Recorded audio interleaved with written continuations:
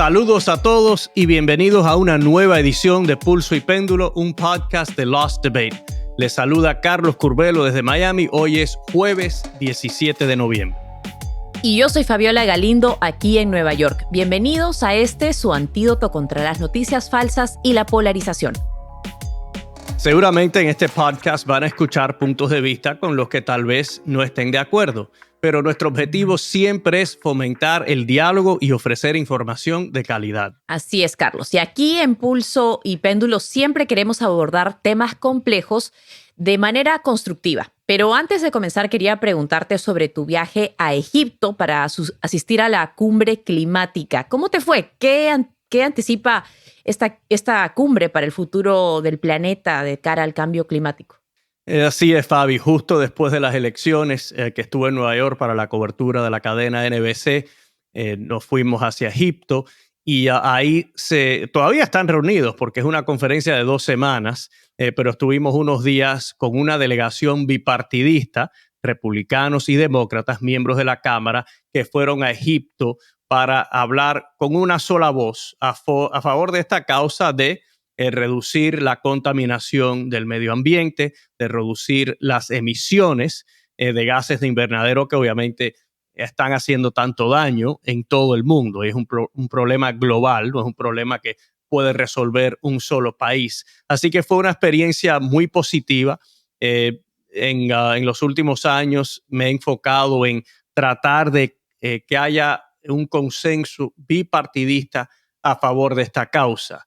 En el pasado, el tema medioambiental casi siempre lo identificaban como un tema de izquierda. Yo no pienso que debe ser así. Yo pienso que debe ser un tema para todo el mundo. Las soluciones obviamente varían y hay que encontrar soluciones que sean consistentes con el crecimiento económico, ¿no? Para que las personas puedan tener oportunidades, pero a la vez, sí, yo creo que tenemos que crear un futuro más sostenible, más sustentable, donde se respete más el medio ambiente y donde se pueda progresar económicamente sin dañar el planeta. Así que, Fabi, gracias por preguntarme. Fue un viaje largo. Egipto no es cerca, pero valió la pena porque ese grupo de republicanos y demócratas que fue junto a Egipto pudo proyectar, ¿no? El hecho de que en Estados Unidos estamos entrando en una nueva etapa de colaboración bipartidista sobre este tema. Es importantísimo trabajar, como dices, de manera bipartidista. Es un problema de la humanidad. No importa por quién votes o en qué país estés, lo más probable es que en las próximas décadas todos vamos a enfrentar algún tipo de reto por el cambio climático. Así que la unidad es importante. Así es, Fabi. Pero bueno, ahora sí pasemos a temas de política nacional porque ha sido una semana bien movida. Junto a una reportera de NBC estaremos analizando algunos de los factores que fueron determinantes en estas elecciones de medio término, como la controversia sobre el derecho al aborto y la participación de los jóvenes latinos. También hablaremos sobre los candidatos latinos que han hecho historia en estas elecciones. Hay varias sorpresas ahí. El aborto, que muchos descartaban como un tema importante, la participación de los jóvenes, que muchas veces se ha puesto en duda, así que vamos a entrar a fondo a eso. Pero antes tenemos que hablar de una noticia a la que no nos podemos escapar así querramos, porque vimos que ya el expresidente Donald Trump, después de muchas insinuaciones, anunció oficialmente que se postula a la reelección por segunda vez. Perdió la primera reelección y bueno, esta ya sería su tercera candidatura. Escuchemos. In order to make America great and glorious again, I am tonight announcing my candidacy for President of the United States.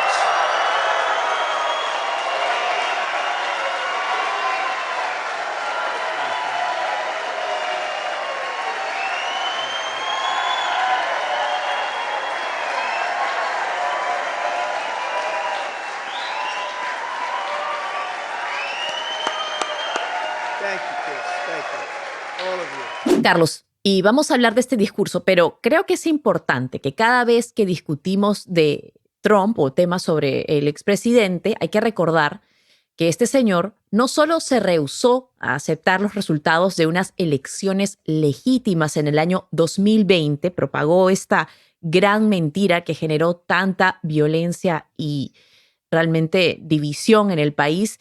Además, está siendo, sabemos que está siendo investigado sobre haber inspirado supuestamente este mortal ataque que sí sucedió, y fue mortal, de la insurrección en el Capitolio de enero del 2021. Esa es una investigación que todavía continúa. Vamos a ver si bajo la mayoría republicana en la Cámara de Representantes esa investigación va a concluir en algo.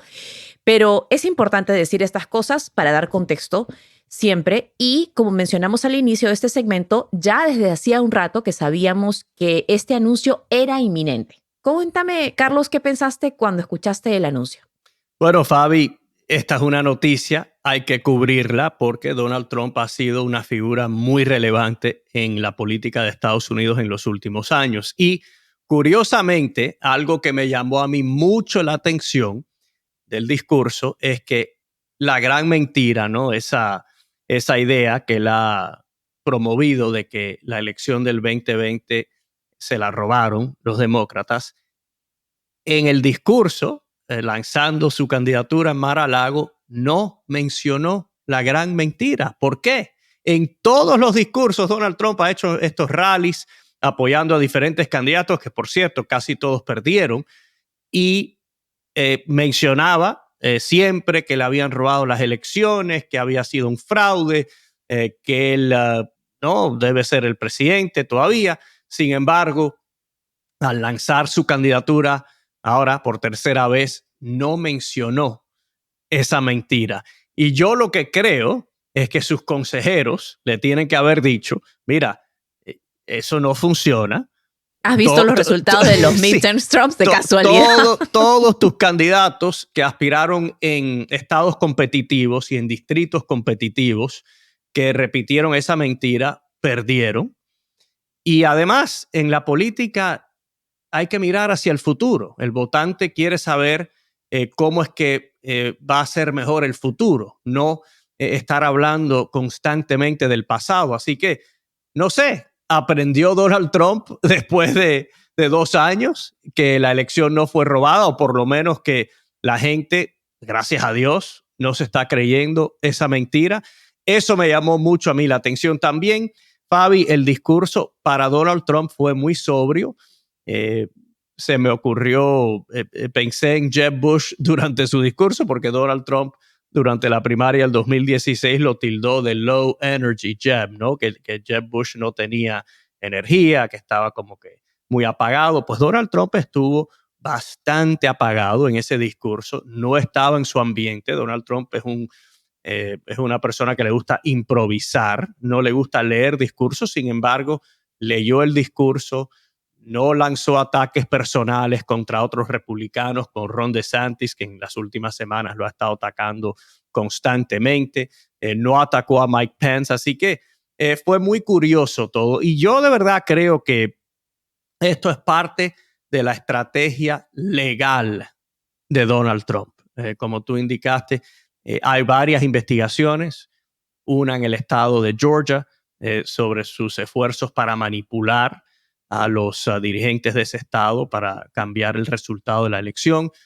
Sus compañías están bajo investigación en Nueva York, y obviamente el Departamento de Justicia Federal también lo está investigando por el esquema que él apoyó, no sé si lo diseñó, pero lo apoyó para instalar a electores que no correspondían a los resultados de las elecciones. Así que yo creo que él, por lo menos en parte, anuncia su candidatura para tratar de protegerse, de insularse de los fiscales que lo están investigando. Para poder decir, esto es una cacería de brujas, me están investigando como candidato político. Creo que eso es algo que no estamos inventando, es algo que ya lo ha hecho antes, y obviamente está lanzándose bastante temprano en todo caso. Y también interesante que no le quiere dar ni un respiro a Ron DeSantis. No le quiere dar ni un poquito de espacio a que goce de esa victoria, de que se le perfile como el candidato presidencial para el Partido Republicano en el 2024. Pero otra cosa que a mí me pareció interesante es cómo luego de esta decepción de los republicanos durante los midterms, da la impresión de que Trump todavía es el candidato de los republicanos para el 2024. O sea, hace lo que le da la gana porque está lanzándose sin escuchar los resultados del electorado, que no le han dado el triunfo a candidatos a los que él ha apoyado. Entonces yo me pregunto cuál es el futuro del Partido Republicano de cara al 2024. ¿Cómo le pueden decir adiós a Trump? ¿Cómo hacerlo en este caso? Bueno, Fabi, eso es lo que se va a decidir en la primaria republicana del 2024. Sabemos que van a haber otros candidatos. Ron DeSantis es un candidato seguro. Mike Pence muy probablemente también aspira a la presidencia. Ya él dijo que habrán otras opciones. Quizás el gobernador de Texas, Greg Abbott, se postule. Mike Pompeo, quien fue secretario de Estado de Trump, lo criticó indirectamente, pero lo criticó ayer porque Trump dijo varias veces durante el discurso que él era una víctima, y Pompeo dijo que el candidato republicano a la presidencia no debe estar victimizándose, ¿no? De esa manera. Así que van a haber varios candidatos y esa es la pregunta, si a pesar de ello Trump puede prevalecer. Sabemos que en el año 2016 el electorado se fragmentó tanto porque habían tantos candidatos republicanos que Trump logró en algunos estados con 25-30% del voto, logró ganar la nominación. La pregunta para el 24 va a ser, bueno, ¿cuántos candidatos hay? Y si hay suficientes candidatos para que esa base de Trump, que yo creo que cada día es más pequeña, pero para que esa base se imponga. Ahora, las encuestas iniciales y el grupo conservador Club for Growth publicó una serie de encuestas estatales y en todas Ron DeSantis ya le estaba ganando a Donald Trump. Así que yo sí creo, Fabi, y creo que esto es bueno para el Partido Republicano y es bueno para el país, que el Partido Republicano ya está pasando la página de Donald Trump, está buscando cerrar ese capítulo. En otra derrota para Donald Trump, Mitch McConnell fue reelecto líder republicano del Senado por un margen de 37 contra 10 votos. Así que yo sí creo que Trump ha sufrido muchas derrotas en estas últimas semanas y que Trump como una figura se está apagando. Ahora bien, no se puede descartar. A él lo han desestimado en el pasado y llegó a la presidencia. Así que hay que seguirlo. Todo lo que dice y hace Trump es noticia, aunque no nos guste que domine, ¿no? Las noticias, hay que seguirlo porque es una figura relevante, pero yo sí creo que ya su tiempo se está acabando. Solamente quiero agregar dos cosas sobre esto porque me parece importante la conversación que se está dando alrededor de dar la vuelta a la página de Donald Trump, pero yo creo que es importante cuestionarnos como votantes, como ciudadanos, cómo se da la vuelta a la página. ¿Es borrón y cuenta nueva? ¿Nos olvidamos que existió un 6 de enero? ¿No lo investigamos? ¿El público no merece saber qué es lo que ocurrió ese día? Muchos han comparado esa investigación con la investigación que se dio tras los ataques terroristas del 11 de septiembre, cuando una comisión investigativa bipartidista, tanto demócratas como republicanos, concordaron en investigar qué había pasado en esos ataques, al punto que hoy en día sabemos que personas que fueron a socorrer a otros, luego fueron afectados por enfermedades cancerígenas, a esas personas se les puede dar beneficios médicos. Es importante saber lo que pasó el 6 de enero, porque aunque no fue un ataque terrorista, muchos, el FBI incluso ha considerado ataques domésticos como incluso más peligrosos que ataques internacionales. Entonces, yo creo que es importante preguntarnos cómo vamos a dar la vuelta a la página de Donald Trump, ya sea demócratas, ya sea los republicanos, y además el hecho de que una candidatura del presidente Trump significa volver a vivir en una era de información falsa en la que, si analizamos el discurso de Trump, dijo varias cosas que no son ciertas, como que había terminado de construir el muro en la frontera, eso es algo que está muy lejos de ser realidad, como que había dejado en su administración las arcas o las reservas de petróleo llenas, cuando en realidad eso tampoco es cierto.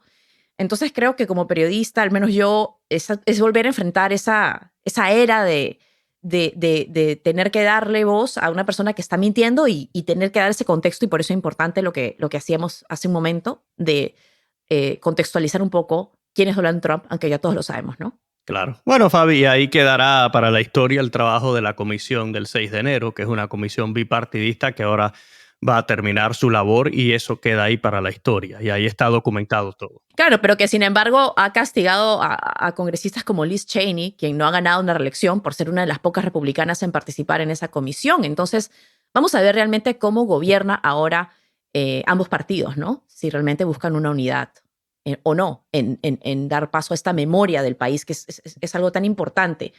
Casi vimos la democracia, los que venimos de países donde hubo golpe, donde el Congreso fue tomado por personas antidemocráticas, entendemos lo cerca que estuvo ese 6 de enero de acabar con una de las democracias, o con la democracia más importante del mundo, ¿no? Bueno, así es, y ya veremos lo que pasa con Donald Trump y todo esto, pero ahora queremos profundizar un poco más sobre estas elecciones de medio término, ahora que tenemos más resultados y que sabemos que los republicanos han obtenido la mayoría en la Cámara y los demócratas han logrado mantener el control del Senado. De hecho, una de las contiendas decisivas fue la de Nevada, donde la única latina en la historia en haber llegado al Senado, Catherine Cortés Masto, logró la reelección.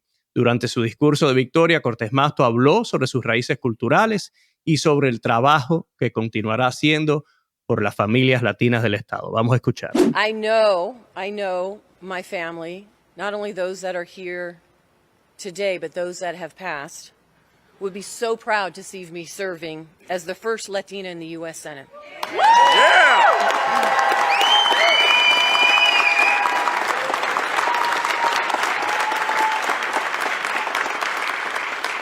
But even prouder to see me reelected.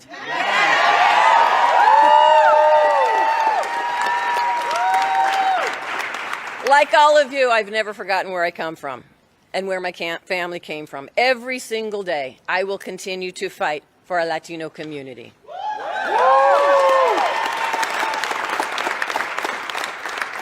So when far-right Republicans said they knew better, I knew we would prove them wrong. Carlos, y durante su discurso de victoria, Cortés Masto también habló de un tema que fue crucial para su campaña y de hecho para muchas campañas demócratas en todo el país. Estamos hablando del derecho al aborto. Without Nevadans, the Affordable Care Act would have been repealed.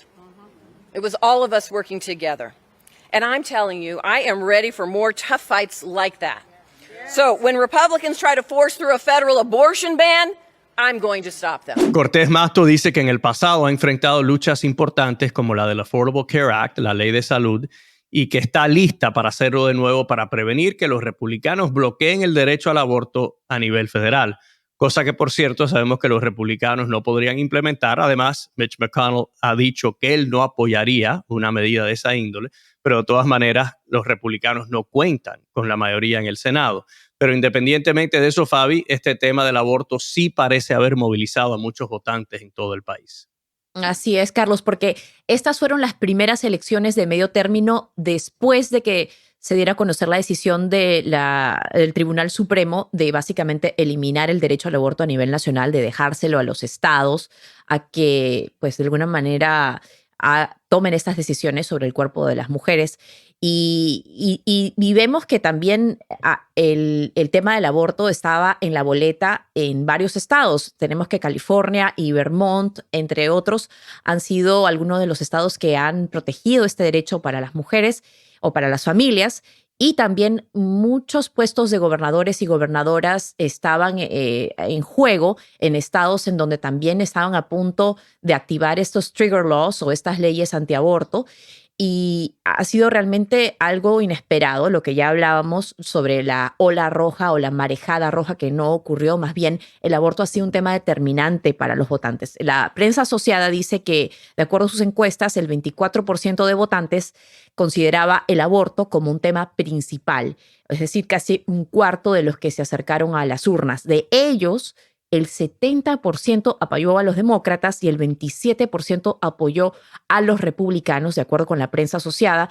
Y es importante porque normalmente teníamos este mito de que los latinos son más pro vida, que están en contra del aborto, pero en realidad varias encuestas, por ejemplo, de Post Ipsos, revela que casi el 68% de los latinos cree que el aborto debe ser legal y la mayoría de ellos, obviamente, mujeres latinas de bajos ingresos son sobre todo las más afectadas. Así que un tema que se pensaba que había quedado en el espejo retrovisor, obviamente no es así. Sé que les estoy dando muchas cifras, pero me parece importantísimo que podamos de alguna manera romper con este mito y ver la realidad. Y vemos que también, de acuerdo a otras encuestas, el 42% de las mujeres latinas viven en estos estados en donde el derecho al aborto iba a ser drásticamente limitado, lo que daría a entender que pues obviamente muchas de estas votantes han salido a las urnas. A mí me impresiona personalmente conversando con gente, incluso hombres, que tenían este tema. O sea, que no solamente es un tema de género, pero vamos a hablar de esto y de otras tendencias que vimos durante estos comicios de medio término entre los votantes latinos. Y para eso nos acompaña Nicole Acevedo, reportera digital de NBC o NBC. Entre otras cosas, Nicole, tú has estado siguiendo las elecciones en Nuevo México, así como las preferencias electorales entre los jóvenes latinos. Nicole, un gusto tenerte aquí con nosotros. Muchas gracias, Fabiola. Nicole, en grandes rasgos, sé que no hay una sola respuesta, pero ¿cómo votaron los votantes latinos? Pues realmente yo creo que es bien importante hablar. Yo creo que la manera en la que yo he estado pues, prestando la atención al voto latino es buscando esa intersección con el voto joven del país. Nosotros como población demográfica, la edad media de un latino está aproximadamente los 30 años. Así que yo creo que hay muchas cosas en común cuando hablamos de eso. Así que hemos visto que la mayoría de estos votantes han sido decisivos o han influenciado muchas de las carreras que estaban bien reñidas en los Estados Unidos, dándole votos a favor de los candidatos demócratas en lo que es la Cámara, por ejemplo. Y también fueron influenciaron muchísimo carreras en el Senado, como en Nevada, como en Pensilvania, que pues en último momento, como ya sabemos, están se espera que estén bajo el poder de los demócratas. Así que hemos visto que han participado en grandes números comparados con los números de las elecciones de medio término del 2018. Así que ese momentum que se vio en aquel entonces, podemos decir que continuó en estas elecciones de medio término de este año. Ahora, es verdad, lo que hemos visto, se ha escrito mucho, se ha hablado mucho sobre los votantes latinos inclinándose más hacia la derecha, inclinándose más hacia votar por los republicanos. ¿Cuán cierto llegó a ser esto? Obviamente todavía tenemos que ver los resultados finales.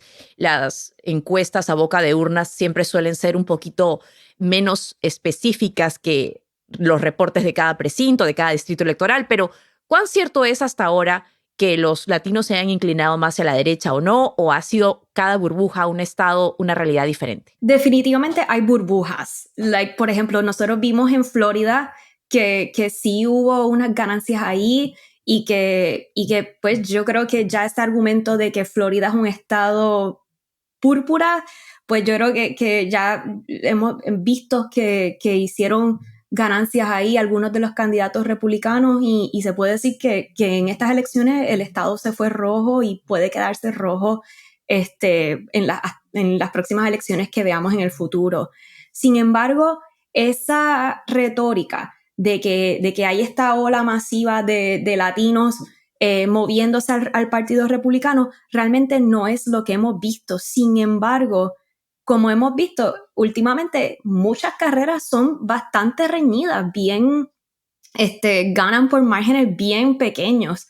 Así que muchas veces lo que los republicanos necesitan es ganar un poquito del voto latino para que entonces puedan ganar el estado. Entonces, yo creo que cuando hablamos de esa ola hay que hablar con cuidado porque realmente no es una ola. A veces lo que necesitan es raspar la superficie, como quien dice.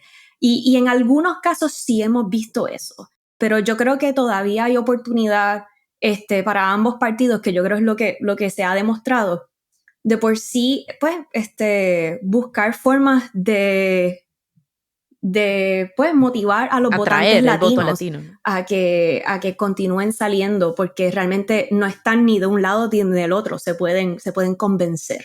Nicole, yo estoy de acuerdo y muchas gracias por acompañarnos. Yo estoy de acuerdo. Yo creo que la comunidad hispana, ¿no? Y sabemos que es una comunidad muy diversa y muy grande en Estados Unidos, pero el hispano promedio yo creo que no está comprometido con ninguno de los dos partidos. Es una comunidad que, como dicen en inglés, sigue estando up for grabs, ¿no? Que ambos partidos pueden seguir compitiendo por ella. Y obviamente en años recientes los republicanos han ido ganando terreno. Yo creo que los demócratas asumieron por un tiempo que los latinos iban a apoyarlos a ellos automáticamente por siempre y eso no ha sido así. Pero volviendo un momento al tema del aborto, porque yo creo que es interesante profundizar y tratar de entender esto bien. El tema del aborto ha cambiado completamente, ¿no? Se ha virado al revés. Antes, cuando el aborto era garantizado por la Constitución, de acuerdo a la Corte Suprema, el debate siempre era sobre cómo limitar el aborto. Y yo creo que con la comunidad hispana, especialmente, muchos demócratas terminaban teniendo problemas porque algunos se manifestaban contra cualquier tipo de limitación, ¿no? Y ahí venía la discusión sobre el partial birth abortion, ¿no? Los abortos que se realizan días o ya cuando la criatura va a nacer. Y entonces los demócratas terminaban siempre estando a la defensiva. Lo que yo percibo que ha sucedido ahora es que como la Corte ya no está garantizando ese derecho constitucional al aborto, ahora el debate es sobre si se debe prohibir o no el aborto. Y sabemos que aunque muchas personas apoyan limitaciones al aborto, en algunos estados los republicanos se han excedido y básicamente han propuesto prohibir completamente el aborto con muy pocas, o quizás en algunos casos, tengo que mirar bien, sin ninguna excepciones. Hubo ese caso dramático de creo que fue una niña de Ohio que tuvo que ir a Indiana, una niña muy, muy jovencita. No sé si tenía 10, 11, 12 años. 10 años. Entonces, percibes tú, no sé si es tanto que el hispano apoya el aborto, pero como otros grupos, ¿no? En la sociedad, tampoco quieren ver que se prohíba, ¿no? Que no sea una opción. Sí, Carlos, yo creo que estableces muchos puntos en los que pienso que tienes razón. Creo que las comunidades latinas, comparadas con otras comunidades en la nación, son bastante propensos a no tratar de inyectar su propia opinión, como que si ellos dicen, mira, a lo mejor yo personalmente no creo en el aborto, pero yo no creo que es justo hacerlo ilegal porque creo que alguien que necesite esa opción debería tenerla. Y yo creo que eso ha hecho que la conversación en cuanto al aborto luego de la decisión de la Corte Suprema haya pues cogido mucho vuelo e inclusive haya motivado a muchos votantes a ir a las urnas porque entienden que ya no es un derecho garantizado y están aprendiendo pues que ahora la Cámara tiene un rol, el Senado tiene un rol, inclusive los gobiernos más locales también tienen un rol en que permanezca o no ese derecho. Así que definitivamente y también por lo menos los datos iniciales que tenemos, hemos visto que cuando miramos a los votantes latinos que son jóvenes, las latinas eran más propensas a favorecer un candidato demócrata. Y pues al mismo tiempo también las latinas, como dije ahorita, pues están en esa edad reproductiva pues más prima, ya que están más o menos en los 30 años y ese issue, ese problema afecta directamente si alguien está buscando planificar una familia y a lo mejor ese tema está mucho más, pues palpando más en la mente de estos votantes y yo creo que eso es algo que hay espacio ahí para estos próximos años, ver cómo este nuevo Congreso se comporta y yo creo que va a definir, hay espacio para que defina muchísimo en lo que son las elecciones presidenciales del 2024. Muy interesante. Creo que ahí hay muchas capas por analizar, porque también vemos que incluso en los estados en donde están, por ejemplo, ¿no? Por dar un ejemplo, no se puede dar un aborto después de las 6 semanas, pero uno no se puede enterar hasta incluso más después que está embarazada. O, por ejemplo, solamente se permite el aborto en casos de violaciones, pero los departamentos de policía no actúan de manera proactiva para investigar las violaciones. Una mujer puede haber sido violada y la investigación puede durar 1 año y al final termina siendo forzada a tener un hijo a pesar de una violación, a pesar de un incesto. Entonces, creo que tienes razón también, Nicole y Carlos.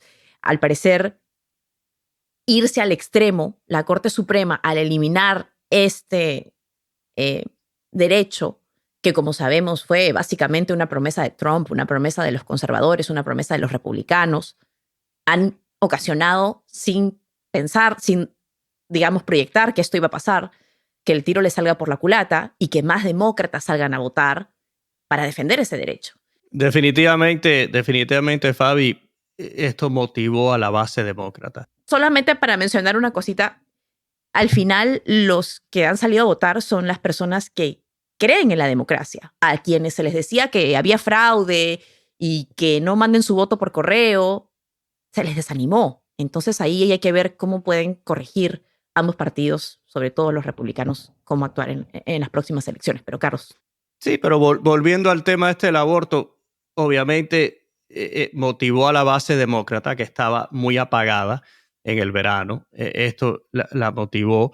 Y además, ya cuando los republicanos comenzaban a hacer el argumento, bueno, lo bueno de esta decisión es que cada estado va a poder tomar su propia decisión, los votantes de cada estado. Vimos, por ejemplo, en Kansas, un estado conservador, que los votantes rechazaron una enmienda a la Constitución prohibiendo el aborto o limitándolo.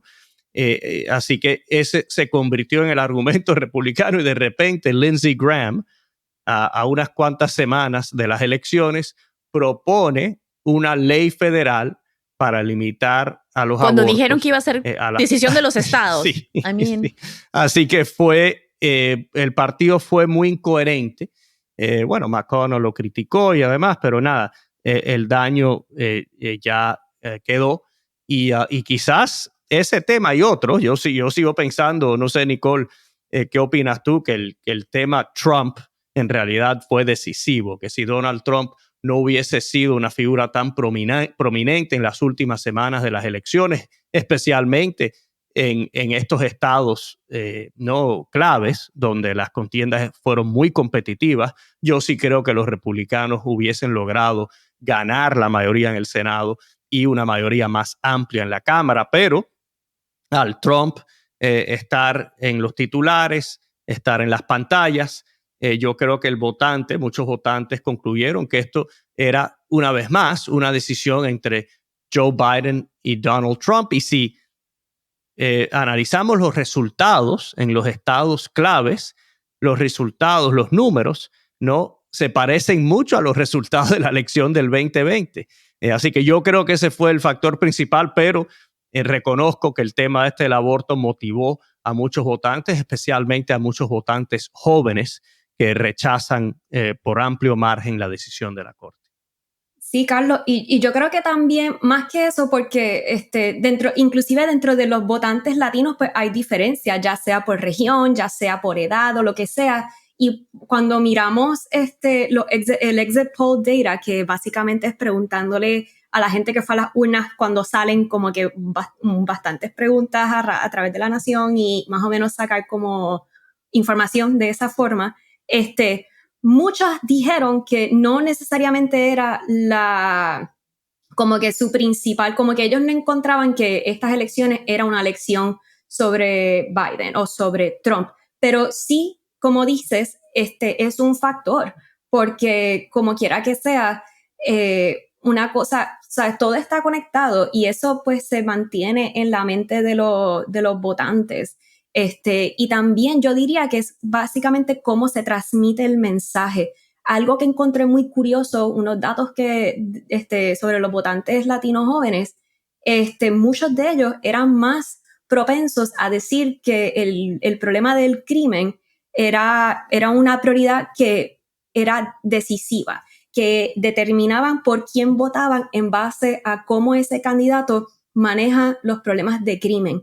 Sin embargo, muchas veces el crimen o los problemas de crimen en muchas comunidades latinas también tienen que ver con el derecho a portar armas, sobre el derecho, lo que está ocurriendo con las balaceras masivas en todo el país. Así que yo creo que lo que es el mensaje a veces, mensaje es tan grande como que, ok, ¿qué piensas sobre el crimen? Puede tener varios puntos más específicos que también influencia cómo un votante latino termina eligiendo un candidato sobre el otro. Y yo creo que eso es parte de lo que estamos viendo, que no necesariamente, como hablábamos inicialmente, se afilian a un partido sobre el otro con bastante apasionamiento. Es literalmente porque los valores, los problemas que encuentran importantes y ver de las opciones que hay, cuál se acerca más o se alinea más a lo que ellos piensan que es correcto, por ejemplo. Me encantaría. Nicole, Fabi, una preguntita, Sí. Imagínate, no lo puedo evitar. Yo que soy de la Florida, la comunidad hispana de la Florida, muy diversa. Sabemos que en el sur de la Florida muchos latinos son conservadores, la comunidad cubanoamericana, venezolanoamericana, los nicaragüenses. En el centro de la Florida hay más diversidad, ¿no? Yo creo que ese se ha convertido en el campo de batalla, el battleground en la Florida para el voto hispano. ¿Qué nos puedes decir de la comunidad boricua del centro de la Florida y cómo votó en estas últimas elecciones? Sí vimos que en general lo que es las ganancias que vimos del voto latino en Florida, por lo general fueron comunidades puertorriqueñas, otras comunidades de latinos del sur y Centroamérica que tienen ascendencia en esas regiones. El voto cubano básicamente se quedó igual por la data inicial que vimos.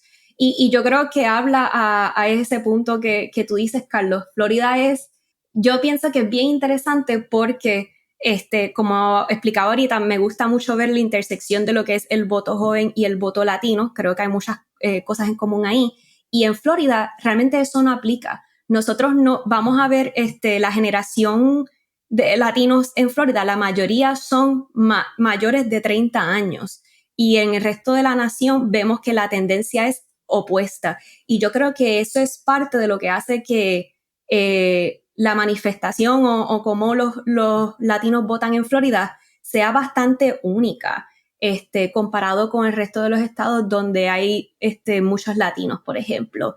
Así que yo creo que eso es algo que si vamos a ver, ¿verdad? O si alguien que trabaja en algún partido está buscando cómo expandir esa base y demás, yo creo que esa es una distinción bastante importante y que a lo mejor una fórmula que funcionó en Florida, a lo mejor hay que cambiarla si desean que funcione en otro estado. Muy interesante, gracias, Fabi. Sí, no, porque creo que Florida ha llamado mucho la atención, porque como dicen, es un caso único. Vamos a ver si se puede replicar. ¿Qué fue exitoso para los republicanos en Florida que puedan replicar en otros estados? Pero la realidad es que, por ejemplo, en Pensilvania, según ABC o ABC News, el 73% de los latinos votaron por los demócratas. Eso es una cantidad súper alta, incluso más alta que el apoyo que recibió DeSantis de los latinos en la Florida. Y en Arizona también fue una cantidad, 67% de los latinos, esto a boca de urna. Entonces, viendo otros estados, obviamente somos un país muy grande, te quería preguntar específicamente sobre Nuevo México. ¿Qué es lo que viste en Nuevo México? ¿Fue alguna sorpresa? Más o menos cuéntanos a los que no pudimos estar ahí. Pues en Nuevo México me interesó muchísimo ver qué ocurrió ahí, porque ahí básicamente ese estado está dividido en 3 distritos congresionales y es uno de los estados más hispanos de la nación. Y vimos en el 2020 que pues, uno de los distritos que era originalmente demócrata se fue republicano. Había una contienda ahí bastante reñida para ver si los republicanos se quedaban con ese distrito o si volvía al poder de los demócratas.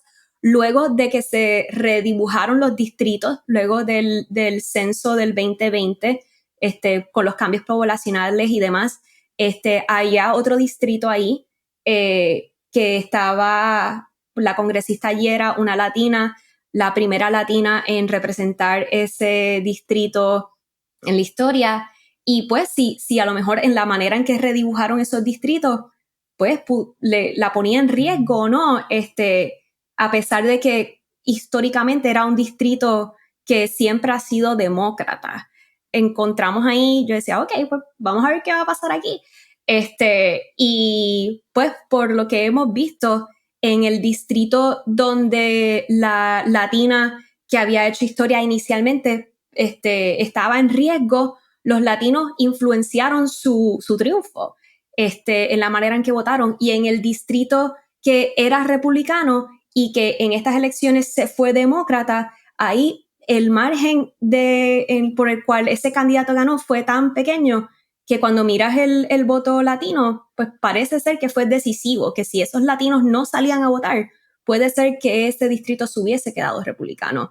Así que ahí yo creo que es un excelente ejemplo de pues cómo los latinos pues van a continuar influenciando, y no solamente influenciando, pueden ser hasta decisivos en unos años donde hemos visto carreras. Yo creo que es de los años donde más carreras reñidas hemos visto. Nos tomó casi una semana ver quién iba a tomar el control del Congreso, y yo creo que esta va a ser la nueva normalidad, y creo que los latinos en todos los estados pudieran tener ese potencial, y creo que lo vimos en Nuevo México. Lo último que quisiera preguntarte, porque sé que has escrito sobre esto, es sobre los latinos que hicieron historia en estas elecciones. Obviamente, por cuestiones de crecimiento de población, estamos viendo que más latinos han sido elegidos, pero quisiera que nos cuentes tú cuáles son los que a ti te han llamado la atención o los que crees que merecen que mantengamos un ojo puesto sobre ellos. Sí, yo creo que sí, obviamente parte es esa tendencia que tú indicas, Fabiola, de pues mientras más latinos hay en la nación, más su influencia se va a notar. Sin embargo, cuando tú miras los integrantes del Congreso, como quiera, no es proporcional con la cantidad de latinos que viven en este país. Así que yo creo que todavía falta por hacer allí. Sin embargo, vimos que este año el estado de Illinois eligió la primera latina que representa al estado al Congreso. En Oregón, de que nunca habían elegido a un hispano para que los representara en el Congreso, eligieron por 2 latinas, una republicana y una demócrata, que ambas juntas serían las primeras hispanas en representar el estado de Oregón en el Congreso. En Colorado también vimos a una demócrata que se convirtió en la primera latina representando el estado de Colorado en el Congreso. Así que yo creo que hemos visto un momentum ahí bastante chévere en cuanto a pues ese anhelo de algún día que esa representación sea proporcional al estado, pues a la población latina de la nación. También hay unas cosas bastante interesantes que yo creo que hablan, a tu punto, Fabiola, de la población, como que si refleja la población latina o no. El primer congresista de la generación Z, un chico de 25 años de la Florida, que se identifica como afrocubano. Y yo creo pues que si tomamos en consideración que vivimos en una nación donde las generaciones son cada vez más y más diversas, pues creo que con el favor de Dios el Congreso pudiera verse más como personas como ese chico joven de la Florida que fue electo. Bueno, ha sido Nicole Acevedo de la cadena NBC News. Muchas gracias por acompañarnos. Esperemos tenerte en el programa nuevamente. Y así llegamos al final de nuestro episodio de hoy. Como siempre, muchas gracias a todos por compartir este rato con nosotros. Gracias, Nicole, por toda esta información que nos has dado. Es súper importante ver cómo cada estado ha sido determinante. Han sido elecciones muy, muy, muy reñidas, pero históricas, en la que vale la pena hacer este tipo de análisis. Así que gracias por tu tiempo. Pero antes de irnos, los invitamos a dejarnos un comentario y a seguirnos en Apple Podcasts, Spotify o la aplicación que prefieran. También les recordamos que ahora nos pueden seguir en YouTube, pueden suscribirse para ser parte de esta conversación. Aquí en Pulso y Péndulo estaremos tomándonos unos días libres la próxima semana, pero regresamos el jueves 1 de diciembre. Fabi, ¿sabes por qué nos vamos a tomar unos días libres? Porque vamos a celebrar Sí, el santo, uno de los santos más famosos en la historia, Thanksgiving. Thanksgiving. Así es. Y eso que dice Trump, que el pavo, nadie va a poder comprar pavo porque está súper caro. Yo creo que, bueno, sí está caro, pero no es que nadie va a poder. Y esa cifra que dio en su discurso es otra cifra válida de chequear. Así que aquí estamos para Aquí eso. en Miami algunas familias no comen pavo, comen lechón. Pero nosotros no. Queremos respetar las costumbres de este país. Yo como pollo a la brasa. Así que bueno, muchas gracias a todos por acompañarnos. Les deseamos un muy feliz Día de Acción de Gracias para que aprendan los niños. Saludos y hasta pronto.